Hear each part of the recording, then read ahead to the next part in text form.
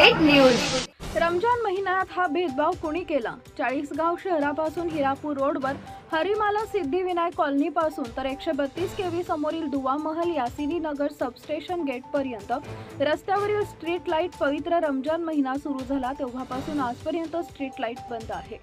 पहाटे मुस्लिम समाजातील बांधव 4 वाजता सेहरी रोजासाठी उठतात, नंतर पहाटे 5 वाजता मस्जिदमध्ये याच रस्त्यावरून नमाजसाठी मस्जिदमध्ये जातात। यावेळेस या परिसरात पूर्ण अंधार असतो। यावेळी कोणास वाहनानं धडक दिली, काही जीवितहानी झाली तर यास जबाबदार कोण?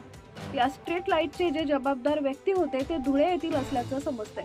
आम्ही मोबाईलवरून त्यांना ही समस्या सांगितली। त्यांनी सांगितले की आम्ही तितका भाग खडके बुद्रुक ग्रामपंचायतला वर्ग केला आहे।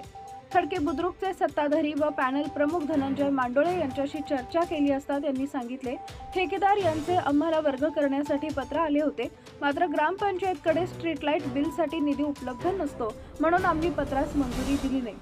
त्यांनी एकतर्फी पत्र व्यवहार केला आहे, आम्ही त्यांच्या पत्रास संमती दिलेली नाही। याचा खुलासा आता जे स्ट्रीट लाईट ठेकेदार आहेत त्यांनीच करावा।